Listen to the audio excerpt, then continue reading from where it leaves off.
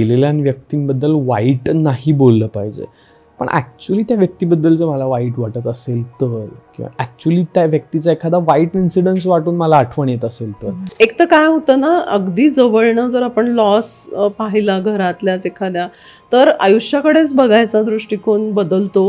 हळूहळू सिंक होतात गोष्टी, की आता ही व्यक्ती नाही आहे ह्याचा अर्थ काय. सुरुवातीला ॲक्सेप्टन्स आलेला असतो आणि नंतर जसा काळ जातो तसा एकटेपणा जाणवायला लागतो.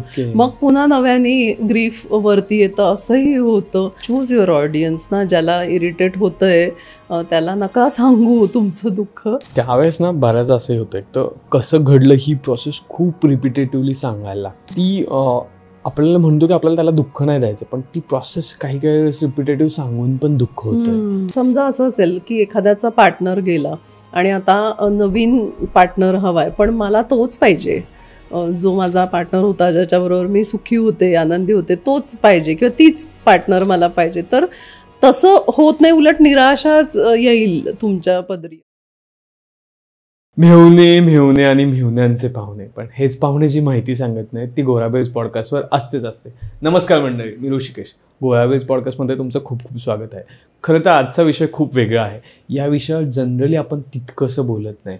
दुःख, शोक या विषयांवर फक्त कसं व्यक्त व्हायचं एवढं माहिती असतं, किंवा घरामध्ये कोणाची तरी डेथ झाली आहे किंवा काहीतरी अशी घटना घडली आहे जी अपेक्षित नव्हती, त्यावेळेस तितकंसं व्यक्त केलं जातं किंवा घरातले तेवढे 2-3 व्यक्ती व्यक्त होतात. पण एक समाज म्हणून, एक सराउंडिंग सपोर्ट सिस्टीम म्हणून आपण कसं व्यक्त व्हायला पाहिजे, किंवा ॲक्च्युली दुःख म्हणजे नेमकं काय होतं, की ती भावना नेमकी काय, हे सगळं आज आपण जाणून घेणार आहोत क्लिनिकल सायकोलॉजिस्ट अपर्णा दीक्षित यांच्याकडून.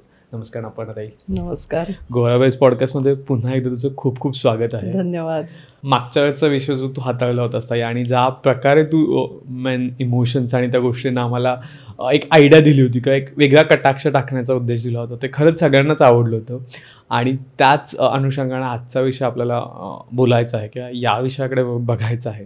जसं मी इंट्रोडक्शनमध्ये पण म्हटलं की दुःख आणि शोक हे असतात माहिती आपल्याला, पण त्यांची अशी काही व्याख्या नाही आहे. म्हणजे मग त्यांना असं डिफाईन करा म्हटलं तर ते पटकन जमत नाही. तर नेमकं ते काय आहे किंवा त्या सगळ्या गोष्टीकडे एक सायकोलॉजिस्ट म्हणून कसं बघता? ओके, खरंच सिरियस विषय आहे आणि खूप डेलिकेटली हँडल करायला पाहिजे.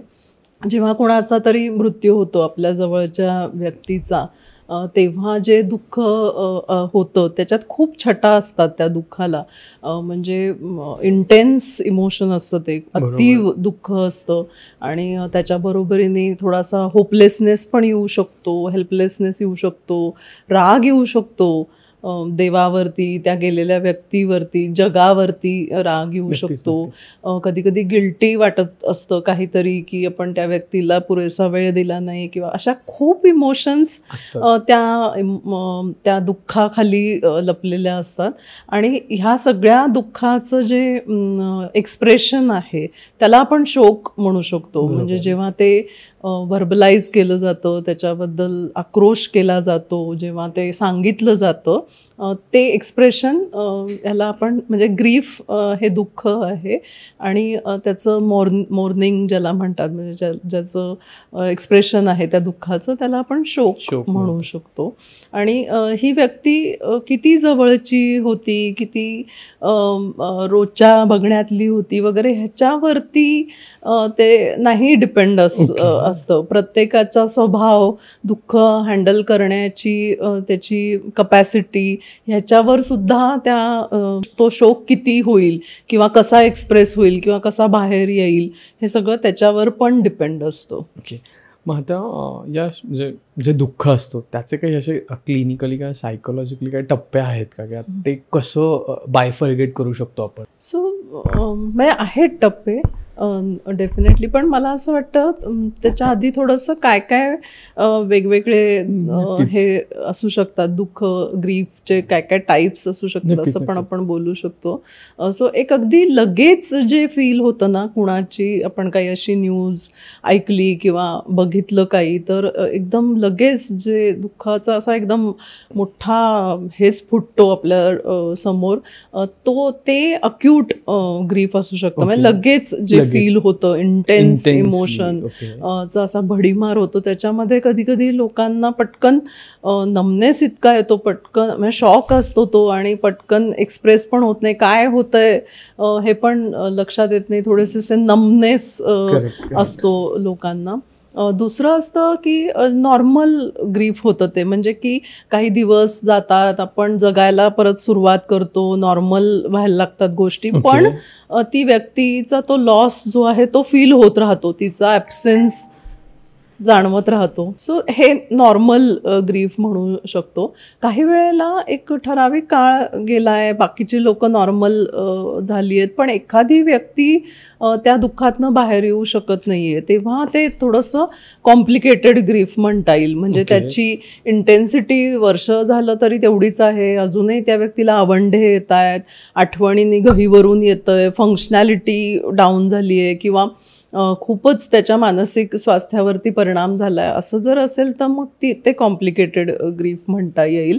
आणि ह्याच्या पलीकडे पण आहे, जसं की एक कलेक्टिव्ह ग्रीफ पण असतं. म्हणजे आपण सगळे एकदम कुठल्या तरी एखाद्या ट्रॉमामुळे, जे म्हणजे जागतिक पातळीवरती आहे किंवा देशाच्या पातळीवर आहे, एखादा टेररिस्ट अटॅक म्हणा किंवा एखादा भूकंप झाला, खूप लोक गेली, काहीतरी कुठेतरी जबरदस्त चेंगराचेंगरी झाली आणि खूप लोकांनी त्यांचे जीव गमावले वगैरे, अशा जेव्हा न्यूज येतात तेव्हा सुद्धा काही लोकांना प्रचंड ग्रीफ फील होऊ शकतं. तर ते एक मास ग्रीफ असतं, कलेक्टिव्ह ग्रीफ असतं. आणि या व्यतिरिक्त पण आहे एक असं ॲम्बिग्युअस लॉस पण असतो, की ज्याचं एक्सप्रेशन करता येत नाही.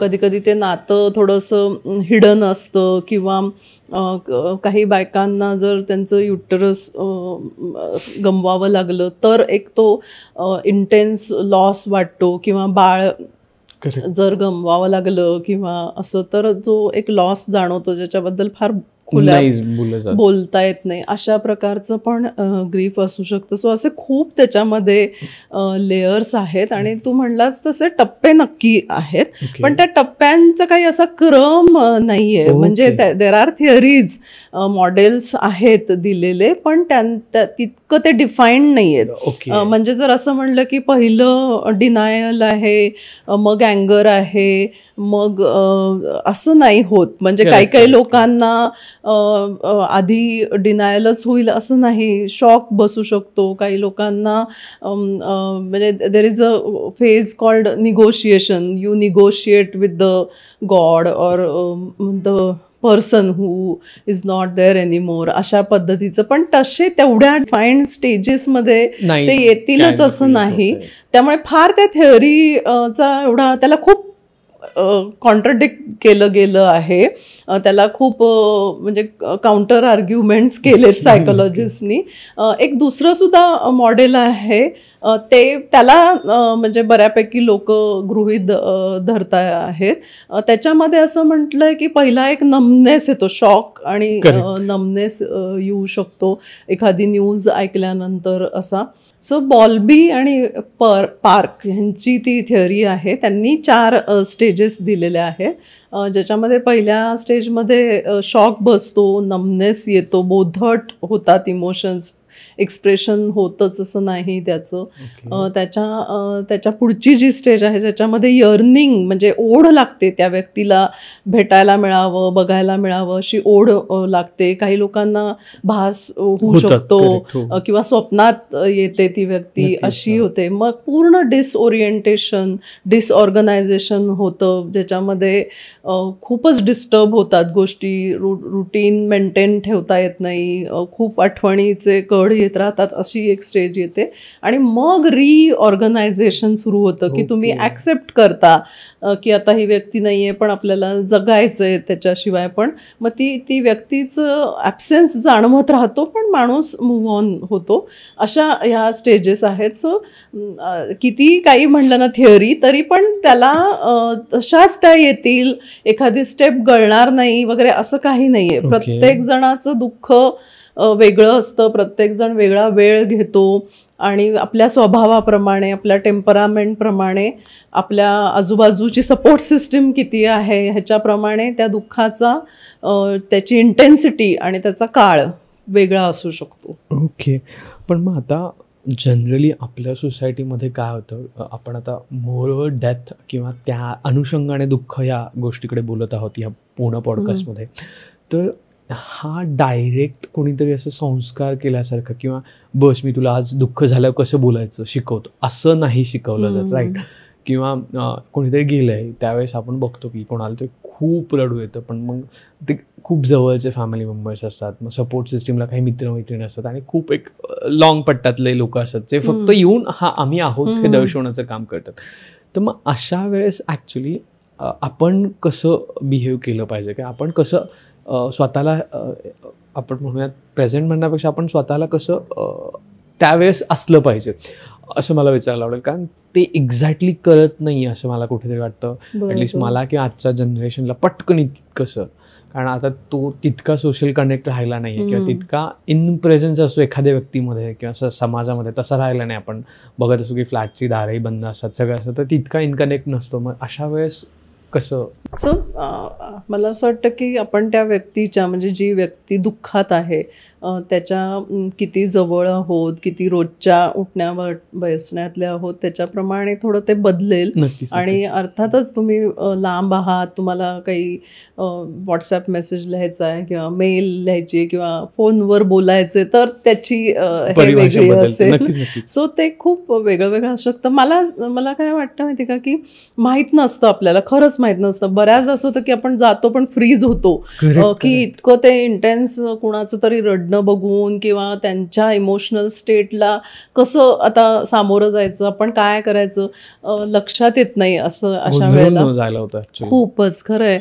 पण मला असं वाटतं एक वेळ तुम्ही शांत बसलात ना तरी चालेल, पण थोडंसं डिस्ट्रॅक्ट करायचा प्रयत्न करणे, वेगळाच काहीतरी विषय बोलायला लागणे किंवा काहीतरी कॅज्युअल कॉन्व्हर्सेशन सुरू करणे असं करण्यापेक्षा जर त्या स्पेसमध्ये फक्त मी आहे हे जाणवून देण्यासाठी आपण शांत बसलो किंवा नॉर्मल त्यांना बोलतं करायला थोडं सुरुवात केली, पण त्यांना स्पेस दिली. त्यांना जर बोलायचं आहे तर ते बोलतायत, पण आपण तिथे थांबलो, आपलं पोश्चर असं ठेवलं पण की आय एम हिअर, तुला काही बोलायचं असेल तर मी आहे इथे ऐकायला, अशा पद्धतीचं चेहऱ्यावरचे हावभाव तसं पोश्चर थोडा आपण ठेवला, प्रयत्नपूर्वक करायला लागेल हे. पण त्यांनी जास्त त्या व्यक्तीला बरं वाटेल. कधी कधी ना असं पण म्हटलं जातं की आय अंडरस्टँड तू कशातनं चाललाय, पण ऍक्च्युली नाही होते. त्याला त्या व्यक्तीला असं वाटेल नो यू डोंट अंडरस्टँड माझं काय आहे असंही होईल. किंवा काय म्हणतात ना, ठीक आहे निदान त्रास नाही असं पण बोललं जातं, निदान त्रास झाला नाही किंवा सुटले वगैरे. तर त्याही कधी कधी यू डोंट नो समोरच्या व्यक्तीला ते आवडेल नाही आवडणार. सो थोडंसं आपल्याला सेन्सिटिव्ह राहावं लागेल अशा वेळेला. थोडंसं सेन्स द रूम म्हणतो ना आपण, की थोडा अंदाज घ्यावा आपण आणि फक्त ओपननेस दाखवला पाहिजे की मी आहे.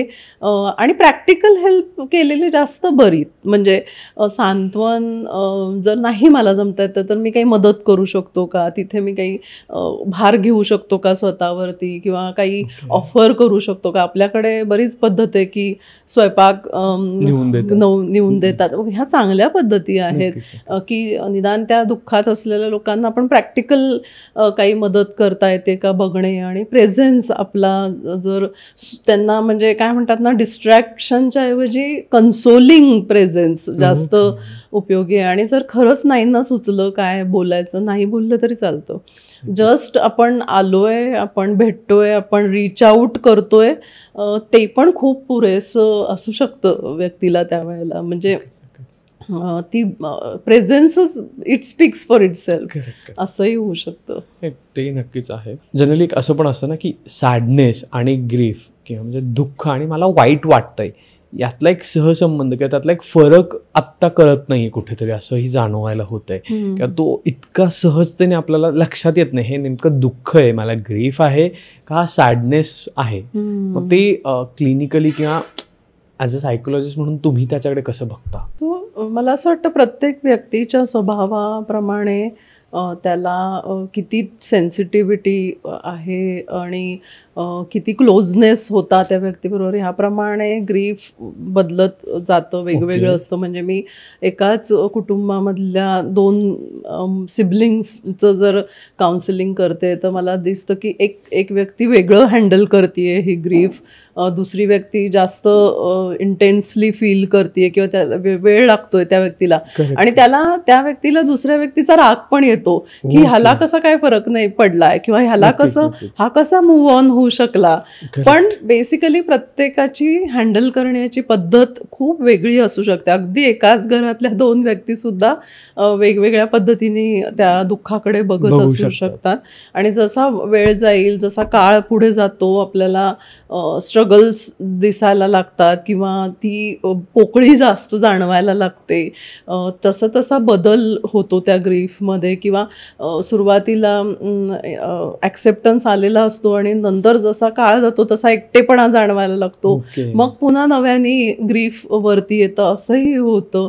त्यामुळे ना त्याला असं काही ठोकताळे नाही आहेत ते, पण साधारण आपण असं आपल्या ह्याच्यात बघतो की 1 वर्षाचा काळ असा गृहीत धरला जातो की साधारण 1 वर्षभर लागतं लोकांना त्या ग्रीफमधनं बाहेर यायला. पण कधी कधी काही लोक लवकर बाहेर येतात, काही लोक खरंच 1 वर्ष त्यांना लागू शकतं. सो ती it depends person to person, खूप त्याची दाहकता किती होती याच्यावर ते जास्त डिपेंड करते की किती लागणार. आणि माझी टॉलरन्स लेवल, माझी पर्सनॅलिटी कशी आहे, मला किती ट्रिगर्स पटकन माझ्यावर अफेक्ट करतात किंवा माझं माइंड बॉडी किती कनेक्शन क्लोजली टाईड आहे, ह्या सगळ्यावरती ह्या सगळी खूप गोष्टी अवलंबून असतात. ओके.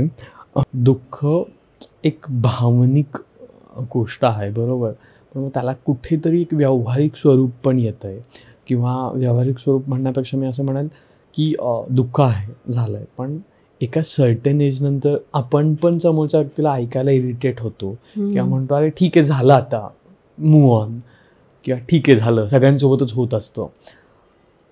ते त्याला भावनिक खरंच किती त्रासदायक असू शकतो. सो परत इट व्हेरीज, खूप वेगवेगळं असतं. मी तर म्हणेन की चूज युअर ऑडियन्स ना, ज्याला इरिटेट होतंय त्याला नका सांगू तुमचं दुःख, यू हॅव टू बी चूझी.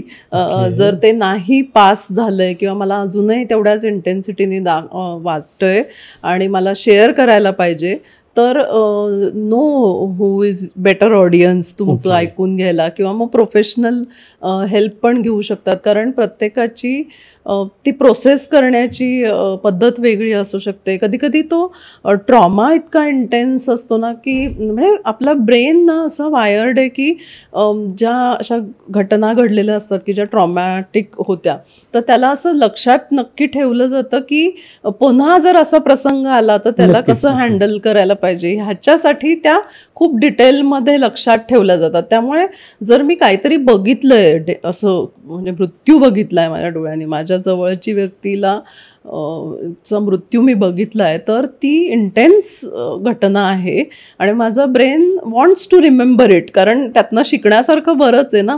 त्यामुळे मग ते प्रोसेस करायला तो वेळ घेतो, तो सारखं परत परत त्याचं रवंथ केलं जातं. So that I am learning जे इम्पॉर्टंट आहे त्यातलं, असं म्हणून पण काही गोष्टी खूप डिटेलमध्ये लक्षात राहिलेल्या असतात. त्यामुळे पण ती व्यक्ती सांगत असू शकते तुम्हाला, परत परत बोलू शकत असते. तर आपल्याला थोडंसं पॅशनेटली कंपॅशन दाखवून ते ऐकलं पाहिजे, कारण ती प्रोसेस आहे, त्याची हिलिंग प्रोसेस चालू आहे. सो आय थिंक ती मग तो ऑडियन्स आपण व्हायला शिकायला लागेल असं आहे. पण आता जनरली बऱ्यापैकी असं होतं की 60-70च्या नंतर एखादी व्यक्ती गेली तर तितकंसं दुःख होत नाही, पण एखादी व्यक्ती 20-22 आहे किंवा मुलगा आहे आणि वडील जात आहेत ऐन वयामध्ये, किंवा असं डिसअपिअरन्स होतं, म्हणजे एखाद्या व्यक्तीचं सडन जाणं जे आहे त्याच्याने जी पोकळी निर्माण होते किंवा त्याच्याने जे दुःख येतं त्याला म्हणजे कसं बरोबर. सो अगदी बरोबर आहे. जर वय बरंच वाढलंय किंवा एखादा आजार आहे, बराच मोठा दीर्घकाळ चालू आजार आहे, तर थोडीशी तयारी असते, झालेली बरोबर. असते. म्हणजे Correct. एक अँटिसिपेट केलेलं असतं की काही काळच आपल्याबरोबर ही व्यक्ती आहे म्हणा, किंवा आपल्याला संधी आहे सेवा करण्याची, त्याच्यानंतर असं होऊ शकतं ह्याचा अंदाज आलेला असतो. नक्कीच. त्यामुळे थोडा, आणि ती व्यक्ती फुल्लेस्ट त्या व्यक्तीचं आयुष्य जगली जगलेली आहे असते, correct. हेही माहिती असतं.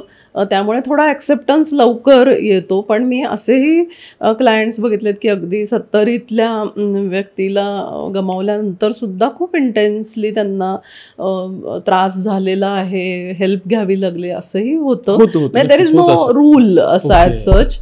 पण डेफिनेटली जर अगदी यंग वयातलं कोणीतरी अचानक, म्हणजे हे आयुष्य फुलत होतं, चाललं होतं, कितीतरी गृहीत धरलेल्या असतात गोष्टी, असं होईल तसं होईल, लग्न होईल, नातवंड होतील, आणि अचानक ते आयुष्य थांबलं, तर definitely there is a shock. आणि मग त्याच्या बरोबरीने येणारे सगळे पुढच्या प्लॅनिंगचा सगळा हे झाला, सगळं गेलंच ना ते, त्याचाही त्रास असतो. नंतर जर जसं तू म्हणलास की मुलगा आहे किंवा मुलगी आहे आणि वडील गेले, तर तो वडील जाणे हा मोठा धक्का असतो. पण बराच आता माझं काय हे पण मुलांना येतं. सुरक्षितता हे तर अगदी बेसिक इमोशन आहे, त्याच्यावरही घाला पडतो ना. त्यामुळे त्यांना ती पण एक भीती जाणवायला लागते की आता मी तर एकदम उघड्यावरच पडलो, असं वाटणं ही स्वाभाविक आहे. त्याचाही मग ते सेकंडरी दुःख झालं ना. एक प्रायमरी दुःख तर आहेच आहे की पेरेंट गमावला, पण आता माझ्या आयुष्याला पण एकदम कलाटणी मिळाली, असाही एक हे होतं. आणि मग ते वाटत राहतं ना की मग आता इतक्या वर्षाचे असते, आता असं असतं, आता तसं असतं, कितीतरी फ्युचरिस्टिक गोष्टींमध्ये आपण त्यांना मिस करत राहतो. म्हणजे आपण एक जग बनवलेलं असतं त्या व्यक्तीसोबत. अगदी अगदी. पार्टनरच्या बाबतीत तर हे खूपच होणार स्वाभाविकपणे की एक प्लॅनिंग असतं, एक स्वप्न रंजन झालेलं असतं डोक्यामध्ये, आणि त्याला एकदम असा फुल स्टॉपच येतो. त्यामुळे पण लोक definitely it's hard on them. हां, किंवा कधी कधी असे होतं ना की ती व्यक्तीच तुमची आयडेंटिटी पण असते. म्हणजे बोथ केसेसमध्ये सुद्धा, किंवा आता मुलांच्या केसेसमध्ये सुद्धा बाबा ही जी आयडेंटिटी असते, किंवा पार्टनरच्या केसेसमध्ये सुद्धा ती तुमची ओळखच असते, किंवा यांची ही आहे मिसेस, किंवा असंही आपण बोलतो, राईट. पण आता यासोबतच असंही कुठे जाणवतं का की तुम्हाला दुःखाची हळूहळू सवय व्हायला लागते. जर कंटिन्युअसली तुम्ही त्याच्यातच असाल, किंवा ग्रीफमधून जर तुम्ही बाहेर यायचा प्रयत्न नाही केला, तर ॲटोमॅटिकली तुम्हाला त्याची सवय व्हायला लागते का? होऊ शकतं. किंवा मी असं म्हणेन की ते कसं कार्ड म्हणून पण थोडंसं आपलं मन वापरतं, विक्टिम कार्ड म्हणा. कधी कधी ना ती व्यक्ती अशी विक्टिम मोडमध्येच राहते बराच काळ, की मी एकटी आहे, मला सोडून हा गेला, अशा पद्धतीचं पण बघितलं जातं. त्यामुळे ती पोकळी भरून निघत नाही, असंही होतं. पण आय नो आपल्याकडे कधी कधी असं होतं की पार्टनर अचानक गेला. म्हणजे आत्ताच एक केस मी बघितली की ॲडिक्शन होतं आणि हार्ट अटॅकनी नवरा गेला, आणि छोटी मुलं आहेत, आणि पत्नीला खरंच काहीही माहीत नाही आहे, फायनान्शियल गोष्टी माहीत नाही आहेत, कसं इंडिपेंडंटली आता मी जगायचं ह्याचा अंदाज नाही आहे, मुलं छोटी आहेत, त्यांच्या शिक्षणाचं काय वगैरे. तर हे सगळा हा ॲडिशनल बर्डन त्या दुःखावरती अजून हावी होतो.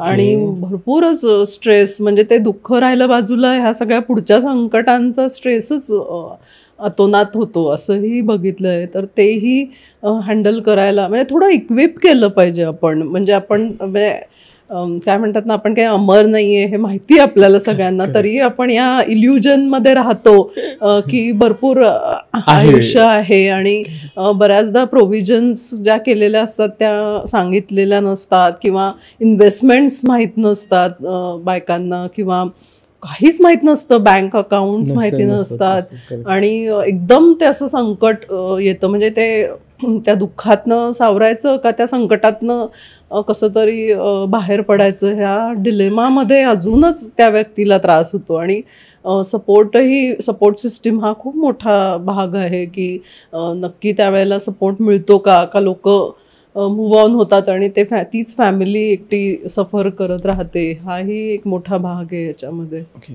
आता सपोर्ट सिस्टीमवर आलाय तर मला तेही विचारायला आवडेल की म्हणजे पूर्वी बऱ्यापैकी असं होतं की कोणीतरी डिमाइज झालाय तर 10 दिवस यायचे, तो रेलचेल असायची, पण त्याच्यानंतर काय? आणि आत्ता सध्या तर तेही बघायला मिळत नाही. किंवा आता इथून सुरुवात असते की आपण गेलेलं समोरच्याला आवडणार आहे का त्या 10 दिवसांमध्ये, किंवा कसं आहे एकंदरीत, किंवा त्यांना त्यांचं कसं आहे. म्हणजे इथून सुरुवात आहे सध्या बघायला गेलं तर, की आपण इतके सोशली नॉट कनेक्टेड आहोत की तितकं कनेक्शन नाही आहे.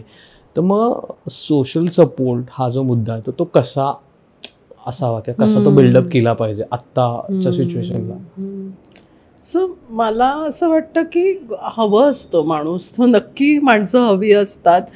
कारण म्हणजे आपल्याकडे ती पद्धत पण आहे, जेवढं आनंदात आपण सहभागी होतो तेवढंच आपण दुःखातही सहभागी होतो. आणि तेव्हा गरज पण असते माणसांची आजूबाजूला. त्यामुळे आणि तेवढं असर्टिव्ह मग आपल्याला व्हावं लागतं. जर मला नको आहे कोणी, मला आता खूपच झालं आहे, खूप हॉस्पिटलायझेशन झालं आहे, खूप स्ट्रेस झाला आहे आणि मला खरंच नको आहे कोणी यायला भेटायला वगैरे, तर मग असर्टिव्हली आपल्याला ते तसं एक्सप्रेस करायला पाहिजे. किंवा तसा एक काहीतरी मेसेज पास ऑन व्हायला पाहिजे लोकांपर्यंत की आता मला जरा स्पेसची गरज आहे किंवा आम्हाला सगळ्यांना रेस्टची गरज आहे, असं काहीतरी तुम्ही कन्व्हे करा.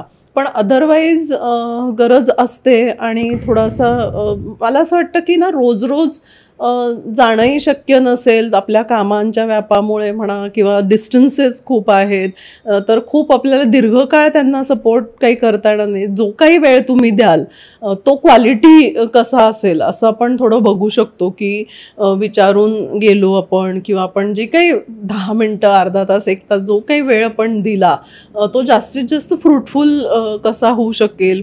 खरंच त्या व्यक्तीला आपण आलोय, आपण सहभागी आहोत त्यांच्या दुःखात, हे कसं वाटेल. किंवा प्रॅक्टिकल काहीतरी उपयोग झाला माझा तिथे, तरीसुद्धा विच इज इक्वली गुड, असा आपण प्रयत्न करू शकतो as a person who is going. त्यावेळेस ना बऱ्याच असे होतं, एक तर कसं घडलं ही प्रोसेस खूप रिपिटेटिव्हली सांगायला लागते. ती आपल्याला म्हणतो की आपल्याला त्याला दुःख नाही द्यायचं, पण ती प्रोसेस काही वेळेस रिपिटेटिव्ह सांगून पण दुःख होतं. अशा वेळेस तिथे नेमकं काय बोलावं किंवा तिथे नेमकं काय वागावं हेच कळत नाही. हो, नाही, खरंच हा डिलेमा असतो कधी कधी. सी अगेन मी म्हणेल की we have to sense the room. आपल्याला अंदाज येतो की त्या व्यक्तीला किती बोलावंसं वाटतंय, किंवा त्यांना हलकं होण्यासाठी बोलायची गरज आहे का फक्त माझ्या तिथे थांबण्याची गरज आहे. नुसतं हातावर हात ठेवला तरी म्हणजे संवेदना पोचतात खरं तर. त्यामुळे तो आपण अंदाज घ्यावा लागतो. म्हणजे आणि ती ऑफरच आपण, तुला बोला असं वाटत असेल तरच बोलूया असं आपण बोललं पाहिजे. आपण ही ऑफर दिली पाहिजे. मग तुला जे बोलायचं ते बोलूया, किंवा तुला काही आठवणी शेअर करायच्या असतील तर त्या बोलूया. मग कधी कधी ना लोकांना हवं असतं की तुमच्या आठवणी पण सांगा या व्यक्तीबरोबरच्या, असं. मग तुम्ही बोलतं होऊ शकता की मला काय आठवतंय या व्यक्तीबद्दल, किंवा माझ्या बरोबरचा त्यांच्या कनेक्शनमधलं काय ठराविक गोष्टी ज्या उठून दिसतात त्या कुठल्या आहेत. सो ते सगळा तो अंदाज घेऊन बोलावं. जर आणि ना तो भिडस्तपणा आता थोडासा, म्हणजे तो भिडस्तपणा असतो की अरे ॲक्च्युली बोलायचं नाही पण असं कसं म्हणणार, तर तोही कधी कधी आड येतो ह्याच्यात. पण आपण ते शिकलं, it's a skill. Assertiveness is a skill. की मी खुल्या मनाने, अगदी प्रेमाने मी सांगू शकते की मला ना तेच उगाळून आता खूप होतंय, हे परत परत त्रास होतो, तर आपण नकोया का बोलूया, काहीतरी प्रार्थना म्हणूया, काहीतरी ऐकूया चांगलं, किंवा थोडा वेळ शांत बसूया, नामस्मरण करतात, मेडिटेशन करू शकतो, असं काहीतरी. म्हणजे वी कॅन से दॅट. तो हक्क सगळ्यांना आहे, कारण ते दुःखात आहेत ना, त्यांना पूर्ण अधिकार आहे म्हणायचं की कसं मला ह्याच्याकडे बघायचं आहे. पण ते कम्युनिकेशन व्हायला पाहिजे. अदरवाईज लोक आपल्या टिपिकल पद्धतीने जातील म्हणजे त्यांना हे करायला. त्याला म्हणजे आपण बोललो तर चेंज होऊ शकतो त्याच्यामध्ये. आपली एखादी ना खूप जवळची व्यक्ती असते आणि ती गेल्यानंतर ना एक क्लोजर हवा असतो की तो चॅप्टर बंद झाला आहे हे सांगणारा, आणि तो होत नाहीये. मग ती प्रोसेस कशी असली पाहिजे का ते कसं असलं पाहिजे क्लोजर? सो हा शब्द इतका हे आहे क्लोजर, खूप अवघड आहे. एखाद्या व्यक्तीच्या जाण्यानंतर क्लोजर मिळतच नाही असं मी म्हणेन. कारण ही हे माझे वडील आहेत आणि हे माझे वडील होते. म्हणजे वडील राहतच आणि त्यांचा ज्या काही वर्षांचा सहवास आपल्याला मिळाला असतो त्याच्यात तर राहतच. सगळ्या मेमरीज तशाच असतात. त्यांनी आपल्याला जन्म दिलेला आहे, आपल्याला वाढवला, हे तर काहीच बदलत नाही. सो तुम्ही क्लोजर आणू शकता काही प्रॅक्टिकल गोष्टींना. म्हणजे त्यांचं बँक अकाउंट क्लोज करणे, त्यांचं घराच्या प्रॉपर्टीच्या ह्याच्यावरचं नाव कमी करणे, तिथे सर्टिफिकेट देऊन ते कमी करणे, जे काही अशा टेक्निकल गोष्टी आहेत, ज्या व्यावहारिक गोष्टी आहेत, तिथे आणावंच लागतं क्लोजर. ते सुद्धा अवघड जातं लोकांना, पण त्या गोष्टी कराव्या लागतात. तर ते क्लोज होऊ शकतं. पण एखाद्याच्या मृत्यूने क्लोजर येत नाही, त्याला एक डायमेन्शन चेंज होतं आपल्या नात्याचं, त्यांच्याबरोबरच्या नात्याचं. काय म्हणतात ना, एक स्वरूप बदलतं. म्हणजे ते आसपास होते आणि आता नाही आहेत असं होतं, पण आपलं नातं तसंच राहतं. त्यामुळे मला असं वाटतं ॲक्सेप्टन्स हा राईट हे असेल की ती व्यक्ती नाही आहे आता, ह्याचा आधी त्रास होतो, भरून येतं. म्हणजे चांगल्या आठवणींनी पण रडून येतं, किंवा काही कटुता असेल तर त्याचा भयंकर त्रास होतो. म्हणजे काही रिलेशनशिप्स ज्या तणावाच्या होत्या, त्या तणावाच्या रिलेशनशिपमधलं कोणीतरी गेल्याचा भयंकर त्रास लोकांना झालेला आहे. की काही गोष्टी बोलायच्या राहून गेल्या, काही अपॉलॉजीज राहून गेल्या, ह्याचा सुद्धा नंतर त्रास होतो. सो त्या सगळ्याला क्लोजर नाही आहेत, पण एक ॲक्सेप्टन्स येऊ शकतो. कारण आपल्याला माहिती आहे की आपण कोणीच परमनंट नाही आहे, पण त्याचा अगदी असा एक एक्झाम्पलच आपल्याला दिसतं ह्या रिलेशनशिपच्या जाण्यानी किंवा त्या व्यक्तीच्या जाण्यानी.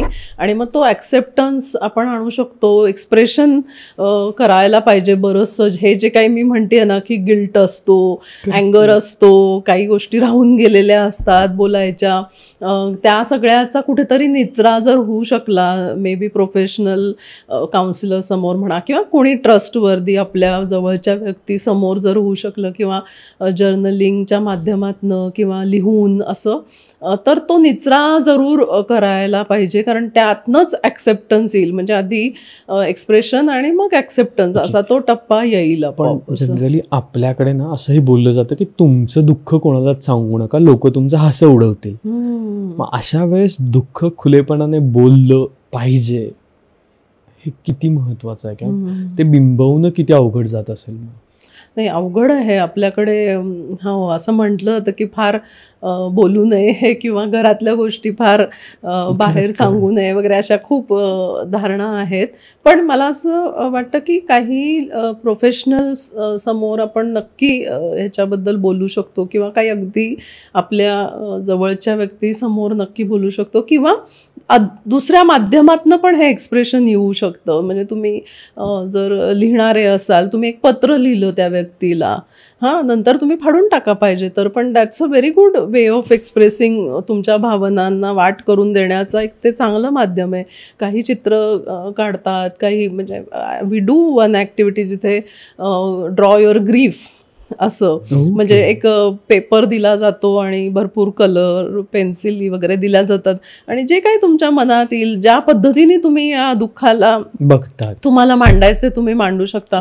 त्याला एक आउटलेट मिळवून देणे हा आहे. रडणं वगैरे तर स्वाभाविक एक्सप्रेशन आहे आपलं दुःखाचं, पण नक्कीच त्याला वाट करून द्यायला पाहिजे, आणि राईट व्यक्तीसमोर.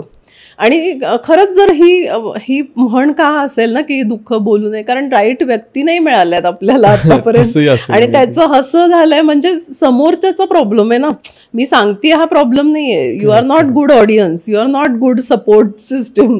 सो आपण ती ॲज अ सोसायटी आपल्याला ती सपोर्ट सिस्टीम बनायचा प्रयत्न केला पाहिजे, की जो कोण त्याचं दुःख सांगतोय, म्हणजे अरे 15 वर्ष झाले ना आता, असं न म्हणता आपण थोडंसं की ते एम्पथी आणली पाहिजे आपल्यामध्ये, की if he wants to share or she wants to share, मी एक 5 मिनटं माझ्या वेळेतली देऊ शकतो, असा थोडा आपण जरा आपल्या ह्याच्यात बदल केला तर हळूहळू I think as a society आपण चांगले लिसनर्स होऊ शकू. मग असं वाटणार नाही की सारखं काही आपलं दुःख सांगू नये अशी ती हे राहणार नाही. पण आता त्याच्याच बरोबर ना अजून एक या सगळ्यासोबत आणि अजून एक गोष्ट जाणवते, ती म्हणजे ना एखाद्या व्यक्तीची ना सतत आठवणी येत असते. दुःख म्हणजे ते ठीक आहे, मी आता इतका चांगला फंक्शनली वागतोय, पण बॅक ऑफ द माइंड एखादी गोष्ट बघितली आहे किंवा तुम्ही एखादी साडी बघितली आहे किंवा एखादं तुम्ही काहीतरी चांगला आयटम बघितला आणि त्या व्यक्तीची आठवण तुम्हाला पटकन येते आणि मग मे बी तुम्ही for minute or for 15 minutes or for hour त्या झोनमध्ये जाता. असं बऱ्याच व्यक्तींसोबत होतं. मग अशा वेळेस काय करावं ते आठवण थांबवण्यासाठी किंवा what will be the process असं? सो मला काय वाटतं, जर आपल्याला सतत आठवण येते आणि फंक्शनॅलिटीवरती त्याचा परिणाम होतोय असं होत असेल तर मग त्याचं प्रोसेसिंग नीट पद्धतीने झालेलं नाही. कारण साधारण ग्रीफमध्ये आम्ही असं बघतो की एक ठराविक काळानंतर ना त्या आठवणीसुद्धा प्लेझंट असतात किंवा त्या नॉस्टाल्जियासारख्या असतात, की तुम्ही भूतकाळातल्या गोष्टींमध्ये थोडंसं वाईट पण वाटतंय पण एक काहीतरी चांगली आठवणीने छान हलकं पण वाटतंय, असं ते कॉम्बिनेशन पण असतं बऱ्याचदा. पण जर तसं होत नसेल तर त्याचं नीट प्रोसेसिंग झालेलं नाही आहे, त्याचा नीट निचरा झाला नाही आहे. तर थोडासा मग तो आपण स्वतःला विचारला पाहिजे प्रश्न, की आत्ता मला ही आठवण काय सांगतेय, काय टेक अवे आहे ह्याच्यातला. थोडासा तो म्हणजे ना ॲब्स्ट्रॅक्ट लेवलनं थोडंसं त्याला असं ठळक कॉन्क्रीट लेवलला नेलं पाहिजे, की मी ना बरेच समजा आता काहीतरी आपली जुनी आठवण येते आणि वाईट वाटतंय आपल्याला, की कसं आम्ही ट्रेकिंगला जायचो आणि आता मी ते मिस करते. तर मग थोडंसं मग त्यातनं मला काय बोध होतोय, की अरे निसर्गात ना मी जात नाही आहे, may be that is the place जिथे मला शांत वाटणार आहे, छान त्या व्यक्तीच्या आठवणीला चांगला एक हे मिळणार आहे. पण मी ते करत नाही, असा अर्थ आहे का त्या आठवणीचा? असं काहीतरी आपल्याला बोध, कारण ऍक्शन आयटम नाही काढले ना आपण तर नुसताच त्रास आहे सगळ्याचा. So I have to come to a place जिथे मी काहीतरी त्याच्यावरती कॉन्क्रीट ॲक्शन करते, काहीतरी मी त्यातनं एक काय म्हणतात ना भरतवाक्य काढते त्या सगळ्या त्रासाचं आणि काहीतरी माझ्यासाठी एक टेक अवे काढते आणि त्याप्रमाणे मी काहीतरी ठरवते की मी आता ना जरा हे करणार आहे. म्हणजे आम्ही कसे दोघंजणं लॉंग ड्राईव्हला जायचो, ह्याचा जर मला आठवणीने त्रास होतोय तर मे बी मला तो निसर्गात एक छोटासा काहीतरी फेरफटका मारला पाहिजे.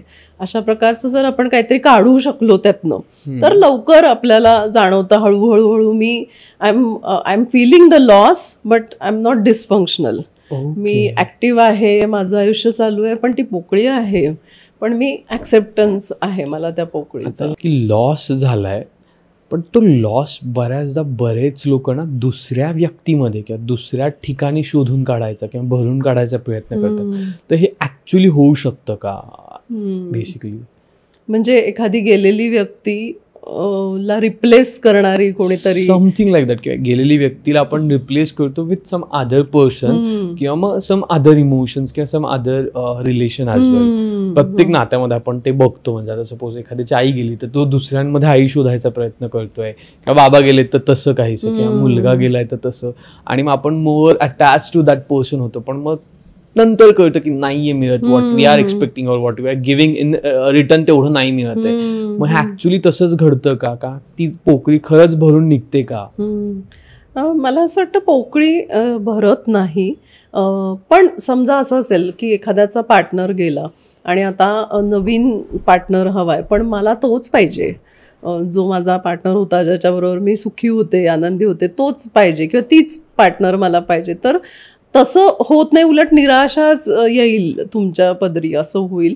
तर अशा केसमध्ये मे बी थोडं अजून खाली गेलं पाहिजे की काय ट्रेड्स त्या व्यक्तीच्या, काय गुणधर्मांना मी शोधतीये, किंवा त्याच्या कुठल्या व्हॅल्यूज किंवा त्याच्या आयुष्याच्या कुठल्या तत्वांबद्दल मला अभिमान आहे, ते जरा पिन पॉईंट करायचा प्रयत्न केला पाहिजे. की ना मला प्राणीमात्रांवर ते खूप दया होती त्याच्या मनामध्ये आणि ती मला एक खूप भावलेलं तत्व आहे. तर तसं काहीतरी असलेली व्यक्ती मला आवडेल.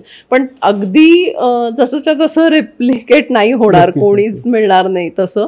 पण तुम्ही एक असा थोडासा मनात तुमच्या नीट अंदाज घेऊ शकता की काय क्वालिटीज आणि काय स्वभावातले गुणधर्म आहेत जे मला हवेत आणि ते मी शोधतीये.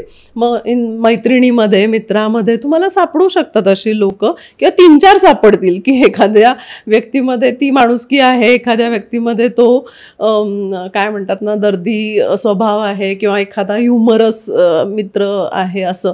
पण जसंच्या तसं दुसरं कोणी मिळत नाही आणि तसं शोधणं म्हणजे निराशाच येईल. पण आपण थोडं असं अंदाज घेऊ शकतो की कुठल्या क्वालिटीज आणि कुठली व्हॅल्यू सिस्टीम मला आवडायची या व्यक्तीची, आणि ती मिळाली तर चांगलं आहे. म्हणजे तशा टाईपची लोक आपल्या आजूबाजूला मिळाली तर that's a good company basically. Okay. पण आता या सगळ्यासोबत ना असं एक जाणवतं की दुःखाला काही वेळेची मर्यादा आहे का, किंवा दुःखाचं काही मोजमाप असतं का, की तुझं दुःख जास्त आहे, माझं दुःख कमी आहे, किंवा फक्त गेलेतच मग ते दुःख वेगळं आहे, मग ब्रेकअप झाले ते दुःख ठीक आहे, ब्रेकअप तर झालंय, असं अशा काही मोजमापांमध्ये आपण त्याला मोजमाप करू शकतो का? थोडंसं ब्रेकअप झालं तर थोडं वेगळं असू शकतं, पण तो लॉसच आहे. पण असं नाही ना की ती व्यक्ती आता या पृथ्वी तलावरच नाही हे तर माहिती असं ना, ती दॅट पर्सन एक्झिस्ट कुठेतरी दुसरीकडे आहे, माझ्या आयुष्यात आता नाही आहे. त्यामुळे थोडासा तो वेगळं. पण इंटेन्सली लोक तो पण लॉस फील करतात. म्हणजे actually they are in grief, they are grieving after the breakup. म्हणजे तेवढ्या इंटेन्सली पण लोक ते इमोशन फील करतात. तेवढा वेळ लागू शकतो त्यांना टू कम टू टर्म्स आणि ॲक्सेप्ट तो ब्रेकअप. सो नक्कीच तो लॉस पण तेवढाच इंटेन्स असतो काही लोकांमध्ये. पण बॅक ऑफ युअर माइंड तुम्हाला माहिती असतं की दॅट पर्सन एक्झिस्ट. पण एखादी व्यक्तीचा मृत्यू झाला तर ते म्हणजे ही डझंट एक्झिस्ट एनिमोर, तर ती माझ्या आयुष्यात नाही आहे ह्याचं एक दुःख असतं. आणि त्या व्यक्तीला आता पुढचं त्याचं आयुष्य काहीच त्याला मिळालं नाही ह्याचंही दुःख असतं. सो ते एक वेगळंच दुःख आहे. पण असं कमी जास्त असं काही नाही आहे. फक्त आम्ही असं म्हणतो की 1 वर्षापेक्षा जास्त काळ जर तेवढ्याच इंटेन्सिटीनी व्यक्ती ग्रीव्ह करत असेल, किंवा खूप कॉम्प्लिकेटेड झालं असेल ते ग्रीफ, किंवा खूप डिस्फंक्शनल आयुष्य जगत असेल ती व्यक्ती, आणि त्या लॉसमधनं अजूनही बाहेर पडू शकत नाही असं झालं असेल, तर मात्र त्याला हेल्पची गरज आहे, त्याला काउन्सिलिंगची गरज आहे असं बघतो आम्ही त्याच्याकडे. पण अदरवाईज साधारण असं होतं की आपण इंटेन्सली आधी ते फील करत असतो, मग आपण हळूहळू we learn to live without that person. आपण शिकतो की ती व्यक्ती नाहीये पण कसं जगायचं त्याच्याशिवाय, किंवा त्याच्या आठवणीमध्ये कसं जगायचं ह्याचा साधारण लोकांना हे येतो, आणि people start living without them. पण ते नाही झालं तर मात्र थोडंसं त्यांना हेल्पची गरज वाटू शकते. सडन ॲक्सिडेंटल डेथ ज्या होतात त्याच्यानंतर जी फॅमिली असते ती बऱ्याचदा आपण म्हणतो एक वेगळ्या ट्रॉमामध्ये जाते, किंवा वेगळ्याच गोष्टी असतात. इव्हन मग काही लोक ड्राईव्ह करायला घाबरतात, किंवा काही लोक अशा गोष्टी करायला घाबरतात. अशा वेळेस एक सपोर्ट सिस्टम म्हणून आपण कसं उभं राहू शकतो, किंवा एक तो जो सडन डिमायसेसवाला ग्रीफ आहे तो कसा एक्सप्लेन करता ॲज अ सायकोलॉजिस्ट म्हणून आपण? तो खरंच खूप ट्रॉमॅटिक डेफिनेटली असतो, कारण तुम्ही काही अँटिसिपेट केलेलं नसतं, तुमचं काही प्रिपरेशन झालेलं नसतं, तुम्हाला काही डॉक्टरांनी काही वॉर्निंग दिलेली नसते, असं काहीच नसतं. आज होता आणि आता नाही आहे, हे ऑफकोर्स खूप शॉकिंग असतं. आणि दॅट टू ॲक्सिडेंटल किंवा अशा केसमध्ये किती त्या व्यक्तीला पेन झाला असेल ह्या विचाराने सुद्धा खूप लोकांना त्रास होतो की काय झालं असेल त्याला, त्या व्यक्तीला त्यावेळेला, ह्याच्या इमॅजिनेशनमध्ये खूप काळ लोक राहतात की ते इमॅजिन करत राहतात, त्यांना त्याचा त्रास होत राहतो आणि सगळं प्लॅनिंग गडबडतं, सगळी स्वप्न मोडतात, तर त्या सगळ्याचा भयंकर डेफिनेटली त्रास होत राहतो लोकांना. पण of course there is a process to it.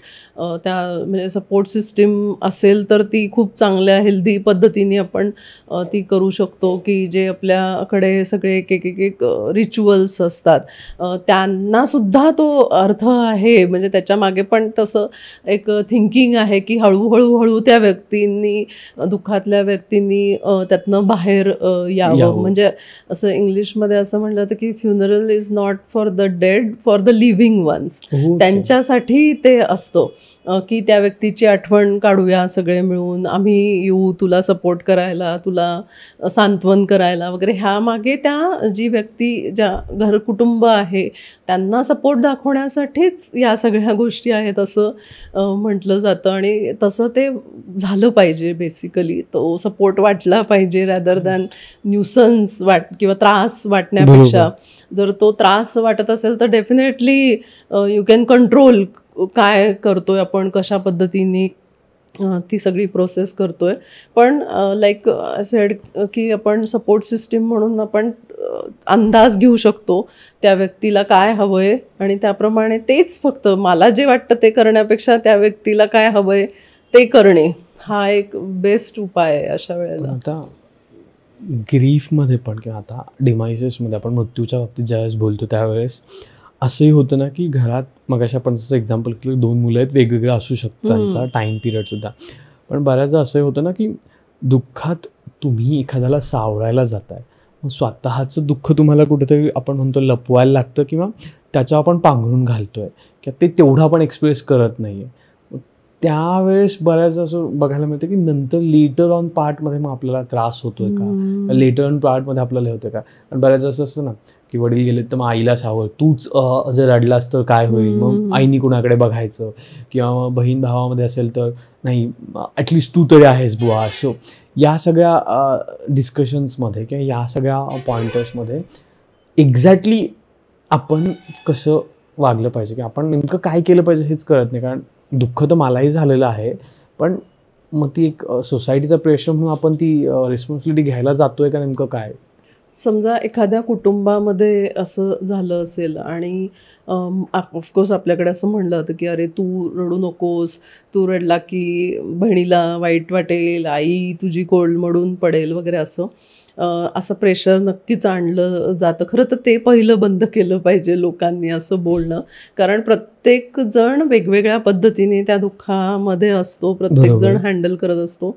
पण जर असं करावं लागत असेल, समजा मला म्हणजे त्या मुलाला आईसमोर खंबीर राहावं लागतंय, तर सर्च अनदर सोर्स किंवा दुसरी व्यक्ती तुम्ही शोधा की जिथे तुम्हाला हे एक्सप्रेशन करता येतंय, तुम्हाला तुमच्या भावनांना मोकळं करता येतंय. इवन म्हणजे आई पण असते अशी की खंबीर राहते मुलांसमोर, पण तिला असू शकते सपोर्ट सिस्टीम, तिला पण शोधू शकते ती की मैत्रिणी, बहिणी कोणीतरी असतं की ज्यांच्याशी ती म्हणजे ती एक प्रयत्न करत असेल की मुलांसमोर मी खंबीर राहीन, पण तिला आउटलेट नक्की मिळू शकतो की बहिणीशी बोलू शकते, ती मैत्रिणींशी बोलू शकते. So we have to search की मला कोण सपोर्ट मला मिळू शकतो, किंवा देर आर अदर वेज. म्हणजे वेगळ्या पद्धतीने पण आपण म्हणजे जर्नलिंग करा, काहीतरी तुम्ही छंदामध्ये, तुमच्या एक्सप्रेशनमध्ये कुठल्या तरी माध्यमातून तुम्ही ते एक्सप्रेशन आणू शकता. ऑनलाईन काउन्सिलिंग मिळवू शकता. भरपूर माध्यमं आहेत अशी की जिथे तुम्ही व्हेंटिंग आउट जे म्हणतो आपण की व्हेंट आउट करणे, बोलतं होणे, तो सोर्स आपण शोधू शकतो या सगळ्यामध्ये. आणि बऱ्याच असं पण होतं ना की दुःखात तर काही लोक म्हणत नाही तुम्हाला कामात व्यस्त करून घ्या आणि तुम्ही त्याच्यापासून लांब जाल. तर खरंच असं होतं का, म्हणजे दुःखात तुम्ही जर तुम्हाला खूप जास्त कामात किंवा खूप जास्त रिस्पॉन्सिबिलिटीत व्यस्त केलं तुम्ही ते विसरता का फक्त ते तेवढ्या वेळेपुरतं असतं आणि नंतर ते तुम्हाला जाणवतं, म्हणजे कसं असतं ते? सो आय थिंक जेवढं हाय तुम्ही मिळवाल ना तेवढं ते लो नंतर एक पॉईंट, म्हणजे समजा दिवसभर मी खूप बिझी ठेवून कामामध्ये बुडवून घेतलं तर मला रात्र खाईल मग त्या सगळ्या इंटेन्सिटीनी परत ते दुःख येईल. So I think denial is not really a way, किंवा distraction is not really a way of dealing with it. त्याला एम्ब्रेस करणे, ॲक्सेप्ट करणे आणि मग त्यातनं जाणे, ते जे वाटतंय ना त्यातनं जाण्याशिवाय पर्याय नाही आहे. म्हणजे मला I have to go through my grief. आणि एक होतं की मेंटल स्पेस असते ना, एक आपली लिमिटेड मेंटल स्पेस असते. जर मी ती कामानी बाकीच्या गोष्टींनी भरली तर थोडं डिस्ट्रॅक्शन होईल, पण ॲज सून ॲज ते संपलंय मला एकदम ते परत हिट होईल खूप जोरामध्ये. तर मला असं वाटतं बॅलन्स करायचा प्रयत्न करणे, जेव्हा जे फील होतंय ते फील करणे इज द वे. ओके. हा फिलिंग सोबत ना बऱ्याचदा असंही बोललं जातं की गेलेल्या व्यक्तींबद्दल वाईट नाही बोललं पाहिजे, पण ॲक्च्युली त्या व्यक्तीबद्दल जर मला वाईट वाटत असेल तर, किंवा ॲक्च्युली त्या व्यक्तीचा एखादा वाईट इन्सिडन्स वाटून मला आठवण येत असेल तर. पण बऱ्याच असं बोलतात ना की गेलेल्या व्यक्तीबद्दल वाईट नाही बोललं पाहिजे, किंवा नाही तसं तिरस्कार नाही केला पाहिजे. मग अशा वेळेस हाऊ टू कंट्रोल इट? खरंच हो, हा खूप मोठा डिलेमा असतो. माझ्याकडे ना काही काही छोटी मुलं म्हणजे ॲडिक्शनमुळे जर डेथ झाली आहे तर त्यांना कळत असतं की का नाही आहेत आता आपले वडील, आणि त्यांना भयंकर राग असतो की त्यांनी ॲडिक्शनमुळे स्वतःच्या शरीराचं असं नुकसान केलं. आपला विचार पण त्यांना तेव्हा नाही आला मनामध्ये, कारण असं केलेलं असतं त्यांच्यासमोरच आयांनी शपथा घातलेल्या असतात मुलांच्या की ह्यांच्यासाठी तरी बंद करा वगैरे, पण त्यांना नाही जमत. आणि मग नंतर भयंकर त्या मुलांना राग असतो. पण हेच की आता गेलेल्या व्यक्तीबद्दल वाईट नाही बोलायचं किंवा असं बोलू नको असं त्यांना दाबलं जातं. पण डेफिनेटली त्या अँगरला वाट मिळाली पाहिजे, कारण तो दाबून ठेवून काहीच त्यातनं साधत नाही. म्हणजे इतकं कधी कधी आश्चर्य वाटतं की अरे व्यसनानी वडील गेले, पण त्याचा रागही तुला होता आणि तूच व्यसनात परत चाललाय, असं आपण बघतो. अशी उदाहरणं पण बघितली, कारण त्यांना ते एक्सप्रेशन नाही मिळालं आणि त्यांना ते कोप कसं करायचं या सगळ्या प्रेशरला ते लक्षात नाही आलं. आणि the one example they saw की इमोशनल कोपिंग कसं केलंय वडिलांनी, तर असंच केलंय, तर तिकडेच ओढले जातात. तर उलट हे न बोलून देऊन काहीतरी जास्त डिझास्टरसकडे आपण नेतोय त्या मुलांना. त्यापेक्षा त्याचं एक्सप्रेशन नक्की अलाव केलं पाहिजे. आणि त्यांनी पण म्हणजे आईसमोर नाही बोलता येणार हे जर माहिती आहे तर we need to be smart आणि टॉक टू समवन एल्स की ज्याला कळेल आणि जो ती स्पेस देऊ शकेल, ते एम्पथी देऊ शकेल आणि ऐकू शकेल अशा व्यक्तीशी बोलणं. इतके काउन्सिलर्स शाळांमध्ये काउन्सिलर्स आहेत, त्यांचा राईट उपयोग झाला पाहिजे. कॉलेजेस प्रिमायसेसमध्ये काउन्सिलर्स आहेत, कोणी जात नाही त्यांच्याकडे. पण आपल्याला या सगळ्या फॅसिलिटीज वापरल्या पाहिजेत, वापरता आल्या पाहिजेत. आय थिंक आउटलेट मिळवणं खूप, अँगरला पण आउटलेट हवं आहे. काही वेळेस किंवा बऱ्याचदा असं म्हटलं जातं दुःखातून जाण्याची प्रोसेस पण हेल्दी असू शकते. तर हे कितपत खरं आहे? म्हणजे did it teach you something, did it change you something some way or how? आणि मी बऱ्याचदा ऐकलंय लोक असं म्हणतात ना, मी तेव्हा तसा होतो, तेव्हा तशी होते आणि आज असा नाही आहे किंवा आज अशी आहे, and that one incidence change the life. आणि आपण बऱ्याचदा म्हणतो ना की ती एक गोष्ट घडली नसती माझ्या आयुष्यात तर मी आज असा नसतो. तर मग ती एक गोष्ट मे बी तुमचं ग्रीफ पण असू शकतं का? हो, मी अशी खूप उदाहरणं पाहिलीत की ही प्रोसेस हेल्दी नक्की असू शकते. एक तर काय होतं ना, अगदी जवळनं जर आपण लॉस पाहिला घरातल्याच एखाद्या, तर आयुष्याकडेच बघायचा दृष्टिकोन बदलतो की हे किती नश्वर आहे, हे किती काय म्हणतात ना, कधीही संपू शकतं आयुष्य, असं एक फील येतो. आणि you become careful with your life. म्हणजे हे कुणाच्याही बाबतीत होऊ शकतं. आणि आपण आपल्या रिलेशनशिप्समध्ये सुद्धा केअरफुल होतो की अरे आज ही व्यक्ती आहे, मी गृहीत धरतोय की हे कायम असेल, पण यू नेव्हर नो. त्यामुळे थोडीशी सेन्सिटिव्हिटी येते. रिलेशनशिप्स चांगल्या रिपेअर होताना दिसतात. With one loss we learn to handle another relationships आपल्या, असंही होतं. सो खूप पद्धतीनं ते ग्रीफ तुमच्यावर इम्पॅक्ट करू शकतं आणि त्याला नीट चॅनलाइज जर करता आलं तर यू स्टार्ट व्हॅल्यूइंग युअर लाईफ. तुमच्या आजूबाजूच्या लव्ड वन्सच्या आयुष्याबद्दल पण तुम्ही केअरफुल होता. मी बऱ्याचदा म्हणते की ना, पेट असावं मुलांना. पेट म्हणजे कुत्रा, मांजर, हा पाळीव प्राणी असावा मुलांना, असं मी बऱ्याचदा सांगते. कारण काय होतं ना, ते मुलं त्यांना वाढवतात. ते अगदी पप्पी स्टेटला आलेलं असतं पिल्लू, त्यांना वाढवतात आणि त्यांचं सगळं मुलांनी बघितलेलं असतं. मग ती कधी कधी दे लूज दिस डॉग किंवा कॅट, आणि ते जे ग्रीफ असतं ना, त्यातनं त्या मुलांना इतकं काही शिकायला मिळतं. ती सेन्सिटिव्हिटी येते, म्हणजे कसं हँडल करायचं ग्रीफ हे शिकतात मुलं. सो बऱ्याचदा असं मला वाटतं, कशाला ते लॉस होतो, ते आजारी पडतात कुत्री, आणि मग ते त्यांना गमावणं किती धक्का असतो, कशाला त्यातनं घालायचं मुलांना. पण actually that such a life lesson. त्या लॉसमधनं इतकं काही शिकवलं जातं मुलांना. आणि ज्या मुलांनी ग्रँडपेरेंट्स बघितलेत, त्यांचे लाड केलेत आणि त्यांनी तो लॉस बघितलाय, ती मुलं वेगळीच होतात नंतर. म्हणजे त्यांचं म्हणजे वाईट यांनी नाही म्हणत आहे, पण व्हॅल्यू करायला शिकतात. त्यांना तो एक सॉफ्ट कॉर्नर मिळतो. त्यामुळे मला असं नक्की वाटतं की every loss we see teaches us something very valuable about life. पण बऱ्याचदा हा लॉस एक पूर्णविराम आहे किंवा हेच डेड एंड आहे म्हणून बघायला पाहिजे का नाही? कारण बऱ्याच जण लोक ते डेड एंड म्हणून बघतात असं जाणवतं, किंवा इट्स एंड ऑफ लाईफ, म्हणजे ती गेली आहे त्या व्यक्तीचं सुद्धा आणि माझं सुद्धा, असंही बघितलं जातं त्याच्याकडे.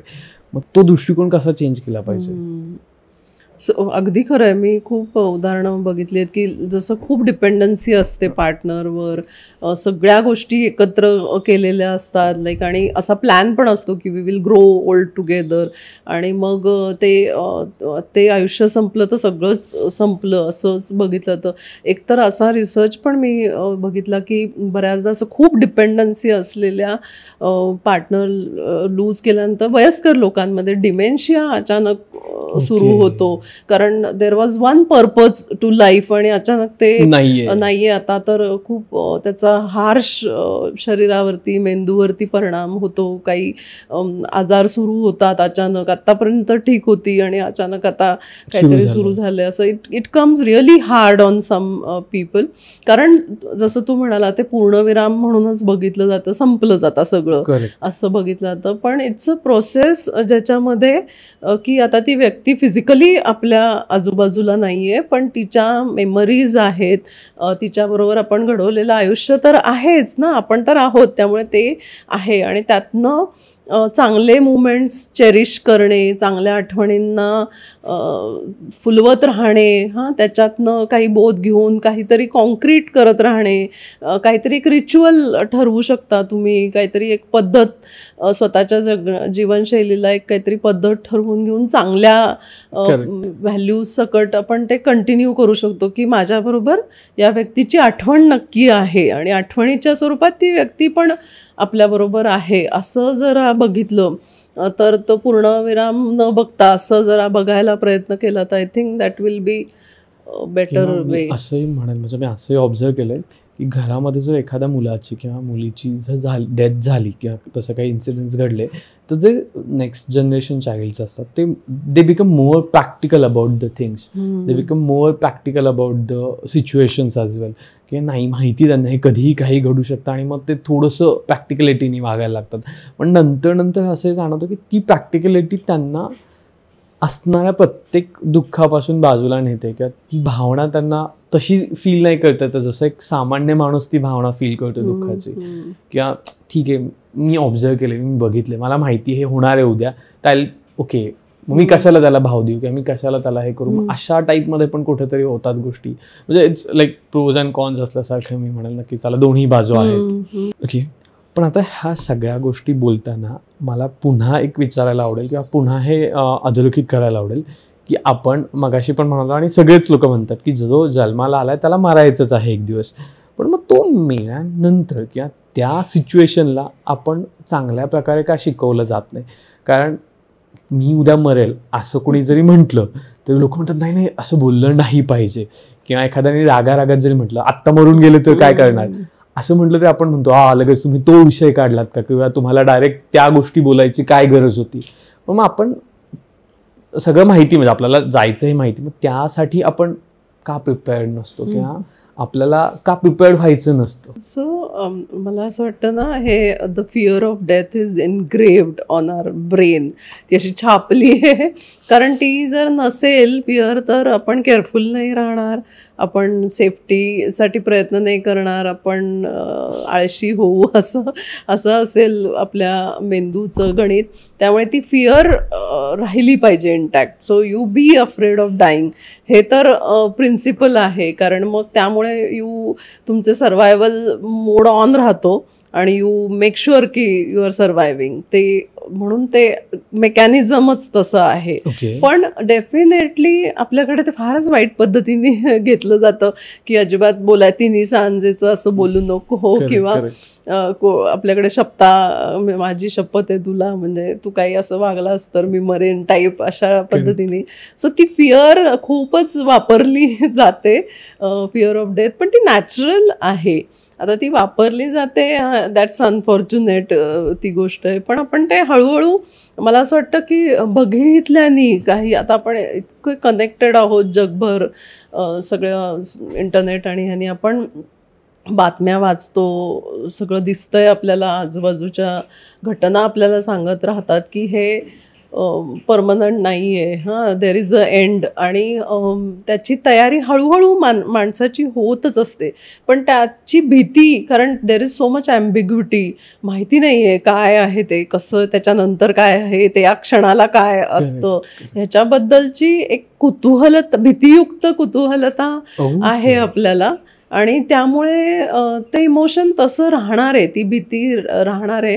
पण लाईक वी डिस्कस की एकदा ते फेस केलं ना की हळूहळू ती मॅच्युरिटी यायला लागते. अनफॉर्च्युनेटली काही मुलांना खूप लवकर आयुष्यामध्ये ते फेस करायला लागतं आणि खूप हार्श पद्धतीने फेस करायला लागतं. That's really unfortunate. आणि जर सपोर्ट सिस्टीम नाही मिळाली, तसं एन्व्हायरमेंट नाही मिळालं, तर ते त्याचं चिघळतं, ती जखम चिघळते आणि त्याचं ते कुरूप होतं, जे त्रास देत राहतं आयुष्यभर. आणि मग तू म्हणला तसं की बोथट होतात, इमोशन्स फील करता येत नाहीत, एक तो असा नमनेस इमोशन्समध्ये येतो, एक काय म्हणतात ना, बेफिकिरी येते. दॅट इज अनफॉर्च्युनेट आणि दॅट हॅपन्स जर ती डेथ हँडल नाही झाली आहे योग्य पद्धतीने, आजूबाजूच्या लोकांनी त्या व्यक्तीला, त्या मुलाला सहकार्य नाही केलं, त्या केसमध्ये तसं होतं.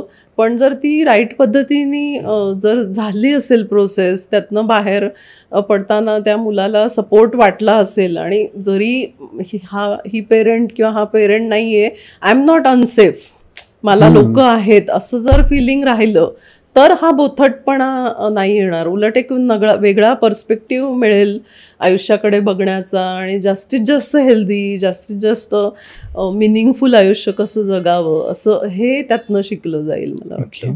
आता थोडंसं शेवटाकडे यायचं आहे, त्याच्या आधी मला काही क्वेश्चन्स पुन्हा विचारायचे वाटतात. बऱ्याच असंही बोललं जातं की काळ हे औषध आहे दुःखावरचं, किंवा काळ हे औषध आहे to come out of the situation. मग खरंच ते औषध म्हणून काम करतं का we are just ignoring that part and going ahead with the day to day activities? नाही, तसं नाही म्हणणार मी. काळ औषध आहे असं नाही. कसं होतं ना, जसं मी म्हणलं की देर इज अ मेंटल स्पेस, आपल्या मेंदूमध्ये एक जागा आहे ठराविक मेमरीजसाठी. आता एक मेमरी होती जी कोर मेमरी होती, तर आता पुढची काहीतरी कोर मेमरी आली, त्याच्या पुढची कोर मेमरी आली, आणि त्यांनी रिप्लेस झाली ना ती जागा. त्यामुळे ज्या गोष्टी डीप डाऊन गेल्या खाली खाली खाली गेल्या त्या थरांमुळे त्या थोड्याशा कमी त्रासदायक होतात, कमी आठवतात. म्हणून असं होतं की अरे काही वर्षांनी खूप इंटेन्सली मला नाही जाणवते किंवा त्या ज्या आठवणी मला खूप क्लिअर यायच्या आईवडिलांबद्दलच्या त्या आता नाही येत आहेत असं जाणवू शकतं. पण ते काय म्हणतात ना, काळ असा हे नाही करत की पुसून टाकतो, त्याची तीव्रता थोडी कमी करतो किंवा बाकीच्या मेमरीज अजून काही लॉसेस आपण फेस करतो, अजून वेगळ्या कोर मेमरीज तयार होतात ज्यांना जागा लागते, त्यामुळे त्या थोड्याशा मागे पडतात. पण असं नाही होत की पूर्ण विसर पडतो, ती कमतरता असते. काही वेळेला असं होतं की आता मी ना वाईट वाटून घेत नाही, आता मी चांगल्या आठवणी काढून मी छान, मला वाटतं काहीतरी छान आठवतं आणि चांगलं वाटतं मला थोड्या वेळासाठी त्या आठवणींनी, असा फरक पडतो. आणि विच इज अ हेल्दी पद्धत आहे ही मेंदूची. त्यांनी आपण गिल्ट घेतो कधी कधी, अरे बापरे मी कसं काय आनंदी राहू शकतो, अरे बापरे मी कशी काय ओके राहू शकते विदाऊट धिस पर्सन, ह्याचा आपण गिल्ट घेतो आणि त्याची त्या गिल्टनी एन्झायटी येते किंवा त्या गिल्टनी अजून वाईट वाटतं की असं कसं मूव्ह ऑन झालो आपण. पण मूव्ह ऑन होणे ही खूप नॅचरल प्रोसेस आहे. We are moving on with the memory mostly. बऱ्याचदा आता असं, हा शेवटचा प्रश्न आहे बऱ्यापैकी, की असं होतं की मला सपोर्ट करायचा आहे, I wanted to be that support system, but due to work म्हणा किंवा due to other any issues किंवा मला कळतच नाही मी सांत्वन कसं करू, म्हणून नाही जमते, मग ती हिंमत नाही होते माझ्यामध्ये. पण मला सपोर्ट करायचं, म्हणजे माझ्या मनात ती भावना आहे, पण I could not convince it. कारण जसं मी मागासपासून म्हणत आलो की सांत्वन आपल्याला शिकवलं गेलेलं नाही आहे. अशा वेळेस एक सपोर्ट सिस्टीम म्हणून मी काय केलं पाहिजे, पण मला खरंच करावं असं वाटतं पण वेळ नाही आहे म्हणा, किंवा मला माहीत नाही आहे, किंवा मला स्वतःलाच भीती वाटते आहे, I am also feeling sadness, मी पण काहीतरी ग्रीफमध्ये आहे समोरच्या व्यक्तीच्या डिमायसेसमुळे, पण मला ते पण करायचं आहे. सांत्वन ही प्रक्रिया आपण कशी आणू शकतो सोसायटीत, म्हणजे आत्तापासून जर ती कशी आपल्याला आणली पाहिजे? सो एक म्हणजे ना, एक छोटा मेसेज किंवा एक फोन कॉल ज्याच्यामध्ये तुम्ही असं सांगू, जर हेच जे तू ज्या शब्दात तू बोललास तितकं क्लिअर जर मी कम्युनिकेट करू शकले की मला ना नाही माहिती तुला आत्ता काय ऐकायचं किंवा मला आत्ता माहीत नाही तुला तुझं कसं सांत्वन करायचं, पण आय एम हिअर, मी आहे तुझ्यासाठी, मी इथे आहे, हे तुम्ही एका मेसेजमधनं, एका फोन कॉलमधनं जर पोचवू शकला. आणि ॲक्च्युली ना तो करेज लागतं ना, जी हिंमत लागते पहिली, ती एकदा पास केली ना की आपल्याला सुद्धा टू गेट दॅट ॲक्सेप्टन्स ते खूप इझी जातं. आपण त्या हेजिटेशनमुळे काहीच ॲक्शन करत नाही, मग थोड्या दिवसांनी अरे आपण फोनच केला नाही, अरे आपण गेलोच नाही, हे आठवून वाईट वाटत राहतं. सो आपल्या मेंटल हेल्थसाठी पण हे आवश्यक आहे की आपण ते कन्व्हे करतोय की मला ना खरंच माहीत नाही आहे कसं बोलायचं, मला शब्दच नाही आहेत माझ्याकडे, पण मला खूप वाईट वाटतंय आणि मी आहे, तू काही सांग, तुला जे पाहिजे ते करू शकतो, तुला कुठे बाहेर जायचं असेल तर मी ड्रायव्हर म्हणून तुझ्याबरोबर येईल, तुला जर काही आणून हवं असेल तर मला सांग, आय एम हिअर. जर मला सांत्वन नाही करता येत ते तर मी उपयोग माझा काय पद्धतीने होऊ शकतो हे बघेन. आणि एक ते जेस्चरसुद्धा खूप इनफ असतं त्या व्यक्तीला, जस्ट टू मेक शुअर की हां त्यांनी अप्रोच केलं बरं का, किंवा तो हे बोलला, आणि हे बोलायला खूप हिंमत लागते हे त्या व्यक्तीला बरोबर माहिती असतं. त्यामुळे आणि जर खरंच तुम्हाला वेळ मिळाला तर जसं आपण बोललो की ती स्पेस देणे की जिथे तुला जशा पद्धतीने तुझं दुःख हँडल करायचं आहे तसं तू माझ्यासमोर करू शकतो.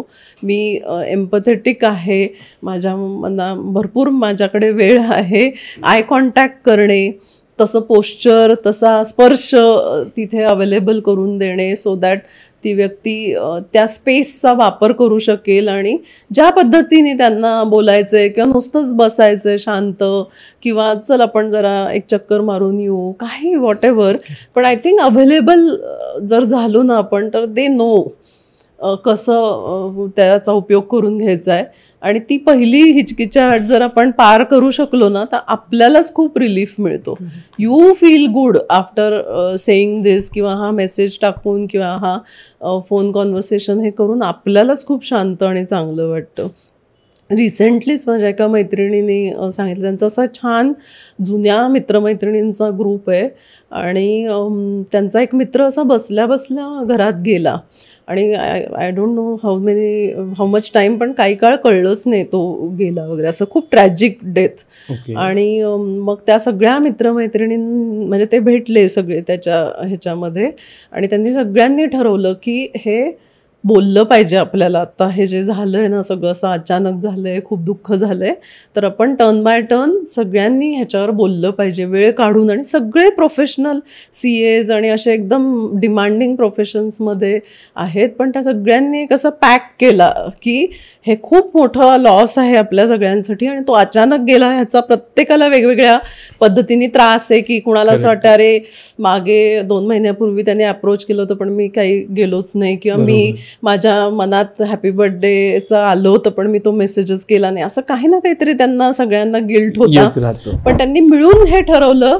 की लेट्स हेल्प इच अदर ग्रीव्ह, आपण सगळे एकमेकांना मदत करूया, लेट्स कम्युनिकेट, आपली मनं मोकळी करूयात, बोलूयात ह्याच्याबद्दल आणि आता इथून पुढे एकमेकांची कशी काळजी घ्यायची, कसं कनेक्टेड राहायचं ह्याचे त्यांचे पॅरामीटर्स त्यांनी चेंज केले.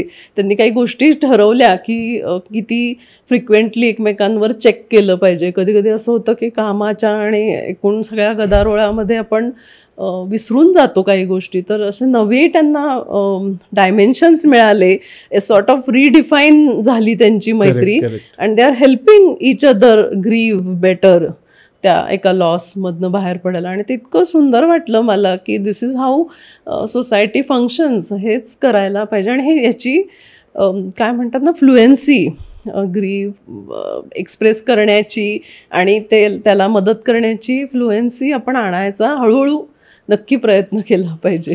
नक्कीच. पुन्हा एकदा आपण आता तुमचं खूप खूप धन्यवाद, तुम्ही इथे आलात आणि एक वेगळ्या विषयाला वेगळ्या पद्धतीने हात घालून बोललात.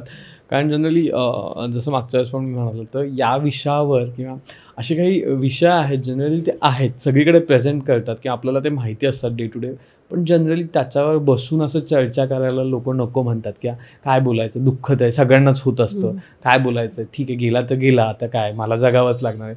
तर इतकं ते नॉर्मल केलं आहे. ॲक्च्युली ते तितकं नॉर्मल व्हायलाही पाहिजे, पण थ्रू आउट द प्रोसेस झालं तर ते डेफिनेटली सगळ्यांसाठी हेल्दी वेनी झालं तर सगळ्यांसाठी चांगलं असतं. सो धन्यवाद खूप खूप तुमचे. त्याचबरोबर तुम्हाला एपिसोड कसा वाटला ते कमेंटमध्ये लिहायला विसरू नका आणि अशाच काही वेगळ्या विषयांवर एपिसोड हवे असतील तेही कमेंटमध्ये सांगायला विसरू नका. तोपर्यंत धन्यवाद.